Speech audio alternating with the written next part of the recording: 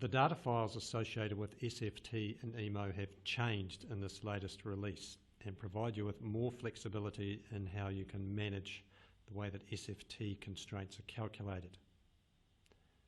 They are stored in the EMO data folder on your hard drive under Inputs, Grid, SFT. Now the SFT protection factors file will be produced for some time yet. That was used by the previous version of EMO, and it contains the SFT data which was mined from historical occurrences of SFT constraints. The new SFT calculation algorithm uses these two files, circuit configuration and conductor parameters. Now these are the two files which are provided by EnergyLink for use within EMO. The date format at the end is YYYMMDD. So as new files are produced, if we decide to update them, they will appear here with that later date, and EMO will use the latest of those two files in each case. The conductor parameters file contains information about the physical properties of conductors, and the circuit configuration file contains information about each of the circuits that are in EMO. So let's have a look at the circuit configuration for a start. We have the branch ID, a date that this data becomes current from, the type of conductor and the limiting span.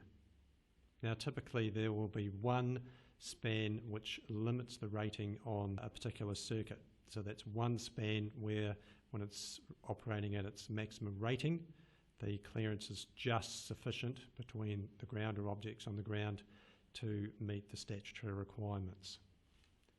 Number of conductors reflects whether the cable is a single conductor or whether it's been duplexed. SFT status is an important field because this allows you to exclude certain circuits from the SFT algorithm. Why would you want to do that? Well, the key reason is that some circuits are protected not by SFT constraints but by special protection schemes. EnergyLink has not gone to the extent of working out how these status values should be set depending on whether a circuit is protected by a special protection scheme or not. That is really up to you, and the reason for that is that the status field may or may not require changing if a circuit is protected by a special protection scheme. We do on our EMO wiki have a list of the special protection schemes in place, which will give you a guide, but you will need to go through, if you're interested in those particular circuits, and determine what the setting on this particular field should be. So if you want to exclude a circuit from the SFT calculations, this field will need to be set to no. Then we have the offload time. Now that is typically 15 minutes, but there are some circuits that have a lower offload time, typically 5 minutes.